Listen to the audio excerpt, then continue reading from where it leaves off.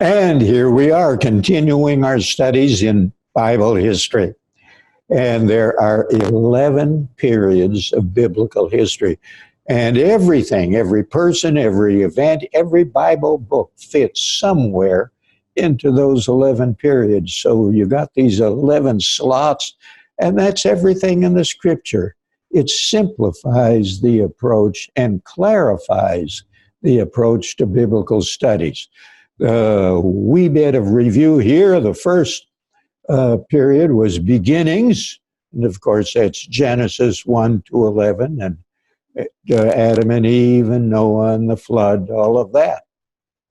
And then the second period is the patriarchal, and that's the rest of Genesis, chapters 12 down to 50. And the patriarchs, Abraham, Isaac, Jacob, Joseph, and every other event and every other character fits in there. And by the way, the book of Job is tucked into the patriarchal period, just about the time of Abraham. So, though it's classified as the poetical books, of course, Job is a real person and in a real place, and so it's part of history. And he comes during the time of Abraham. Well, at the end of the book of Genesis, due to famine, Jacob and all his sons, their wives, grandchildren, the whole 70 of them, end up down in Egypt. They're there for 400 years, but this is not their land. This is the wrong continent, and it's the wrong country. They have to get back where they belong. And so that's the period that we've just finished of the Exodus, the going out of Egypt under the leadership of Moses. So that is covered in the book of Exodus, and also the books of Leviticus, Numbers, and Deuteronomy fall into the period of the Exodus, and we went through those in the last session. So now they are back to the land of Canaan. They have been wandering for 40 years in the wilderness, down in the bleak and barren Sinai Peninsula, where there was no food, so they were fed by this manna that came down 6 days a week, and miraculous supplies of water. So now they're back to the land. However, it's occupied. Nothing stays vacant for a while. Even in the city of Chicago, you see an abandoned, boarded up house or small storefront or something. It's likely somebody's in there. Sometimes fires, because in the winter they build a fire right on the floor to keep warm, and it kind of gets out of hand, and they have to evacuate and let the fire department take care of what's left. And around major cities in the world, in the Philippines, around Manila, there are squatters, people who build shacks on land that they don't own. And they just live there. Mexico City, the same. And around the edges are squatters, people who are building little shacks out of odds and ends and live there. Ah, yes. Well, what we have in Canaan is squatters, all kinds of them. And as you read in the book of Joshua, these people are named. We'll get to it here in a little bit. And occupying the land. So they have to go in. Now, the book of Joshua is interesting because we're in the fourth period, the period of conquest, conquering, conquering the land that is really theirs, but has been in the 400-year interim occupied by others. So, and so I don't miss it here, there are two outstanding verses in the book of Joshua.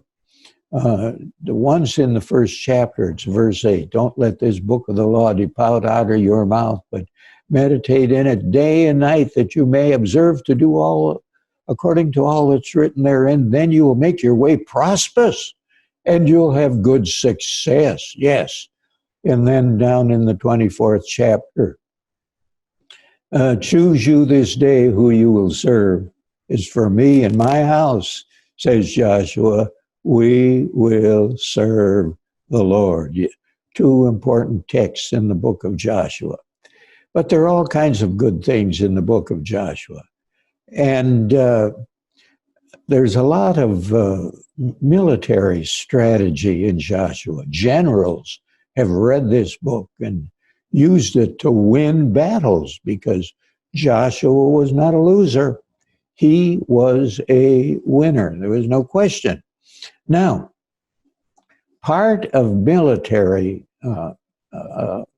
victory is you have to have good intelligence. This is why the people in Israel have survived. Mossad, the Israeli intelligence, exceeds that of any other nation in the world. And I guess they learned some things from the Bible. So a couple spies are sent in. Oh, and by the way, I don't want to slip by this. A point of military strategy. Joshua is not attacking the land of Canaan from the south so that all the people in there would gang up against him. And when you read Kings, these are really mayors of cities. They're kings of the city and the small territory surrounding it. So a king of this and a king of that, you read in the book of Joshua. Well, there's a king of Jericho. Jericho is in the middle, so they do not come from the south. We should have a map up here, and then you see they're coming from the east and going to cross the Jordan. And so to divide the forces, you've heard the phrase divide and conquer. Well, that's exactly what Joshua is going to do. He's going to drive a wedge, a military wedge, right through the middle of the country. And so he has these two spies go in chapter 2 and to find out not just the physical problems, the walls of Jericho and that, but the mood of the people. That's important. What are they thinking? What's going through their minds at this time? And sure enough, they have heard about the Jews and all the problems that they've been causing for other people and all the victories that they have had. And the Jericho people are shivering, they're quaking in their boots. And notice again the phrase, the land. Chapter 2, verse 3 at the end, the land. And then in chapter 2, verse 9, the land. Chapter 14, the land. And we've been talking about that through Deuteronomy. And it's here also in the book of Joshua so many, many times. Now, Jericho was a very pleasant place.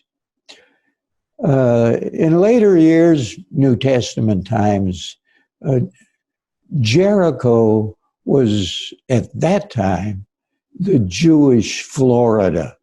This is where the Jerusalem Jews, it got a little chilly in Jerusalem because of the altitude in the winter. But Jericho was always nice. It was warm. And so they had houses in Jericho. Herod had a palace in Jericho, which since has been discovered and excavated. So they send the spies in to get the information, and they're successful in their intelligence operation. Chapter 3, they're crossing the river. And Well, 3 million people crossing the river. There is a miracle. The waters stop and wall up, and they cross over on dry ground in the riverbed. Amazingly, it's the great archaeologist, and he is the greatest. There's no archaeologist greater than William Foxwell Albright. And they've actually named in Jerusalem the uh, Oriental school after him, the Albright Institute. And he notes that on July 11, 1926, there was an earthquake. Israel sits on a fault. And an earthquake and a cliff, a huge cliff, fell into the Jordan River and stopped up the water for 21 and a half hours. And you say, are you explaining the miracle away in Joshua 3? No, it's so it was an earthquake. It's a miracle that it happened right at this particular place and at this particular time. That the stopping of the waters is certainly a miracle. Chapter 4, they're taking stones out of the river to build a memorial of this miraculous event and so on. And when we come to chapter 6, we have the fall of Jericho. The little song, the walls of Jericho came tumbling down. And amazingly, they did not do a military approach. It was another miracle. They circled the city, providing a parade for the amusement of the people of Jericho, who watched this from the walls. The priests leading the parade, blowing their trumpets. When it says trumpet in the Old Testament, it invariably means a shofar, a ram's horn trumpet, sort of a weird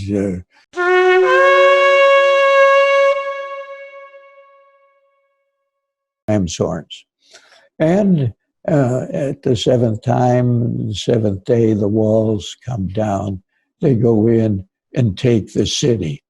This terrifies the people around, of course.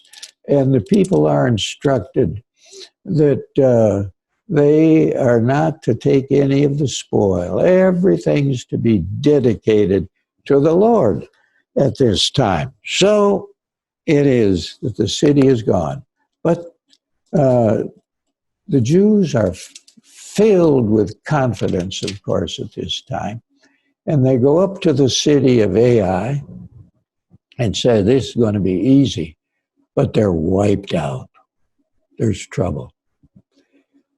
And Joshua knows the trouble is not military, it's spiritual. And that's usually the case. Most about any problem has a spiritual base to it where something has gone wrong, out of whack. And it was Achan. He had stolen some stuff from the city and sequestered it under his tent floor. And he had to confess, and he and his family are punished for this because they were aiders and abettors, of course. And then you see the way they took Ai. It's very interesting. They put most of the army in an ambush, sent a small force up to the city, and when the warriors came out of Ai, they retreated, and they went after this small force. And while they're chasing them, and all the military, the men, have left the city, then the real Jewish force comes out of the ambush and takes the city. And of course, all of this word just spreads through everywhere. Chapter 9, you have the Gibeonites who snooker Joshua and the Jews. they're real close, but they pretend like they're from a great distance, want to make a covenant. Joshua's taken in by it, and they were to wipe out all the people according to God's word. But the Gibeonites got the best of them on this. Chapter 10, you have another miracle. Miracles, miracles. God has all power. He does what he wants. He stops the Jordan River. He knocks down the walls of Jericho. The sun stands still. Oh, one thing after another. Now, as we go through the book, they've taken the center of the land. In chapter 10, starting with verse 29, having conquered the middle of the country, then they sweep south and clean that up. After doing that, as we turn our pages in the book of Joshua, we're to chapter 11, and Joshua and his forces are moving north. So first they come in the middle, take out those cities and people, go south, wipe them out, north, wipe them out, until we read in Joshua 11, 16, he took all the land. And it begins to detail that there. Well, then next they begin to divide the land up. They've done all this fighting, and now it's time to get the people settled in. There were only 2 people who survived the Sinai experience, Joshua and his friend Caleb, who appears on the scene, chapter 14, verse 6 again, in the book of Joshua. Still spry and nimble, Caleb, give me this mountain. He wants his inheritance. So after conquering the land, the middle, the south, the north, it's time up to divide the land.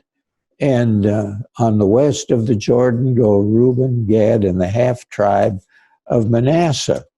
And then, and we should have a map up here, it shows how the whole country is divided among the tribes. Every tribe gets its land. These were an agricultural people. They had flocks and herds. They wanted to raise crops. An interesting thing in chapter 20 of the cities of refuge. You kill somebody inadvertently, that you are not put to death. You flee to one of these 6 cities of refuge. And as we come down to the close of the book of Joshua, with the land conquered, Joshua is old. He's 110 years old. He's served his time. He's worn out, and he's talking chapter 23 and 24 to the people and telling them how to behave and how to live and be true to the Lord. So that's the 4th period of Bible history, the conquest. And it's the book of Joshua. Now, next time we're going to be into the 5th period, Judges. And you guessed it, you are to be reading the book of Judges. It's a fascinating period of time in the history of Israel. So read it. And the book of Ruth comes during the time of Judges also. So tuck that in your reading. Read through Judges, find out who the judges are, and include the book of Ruth.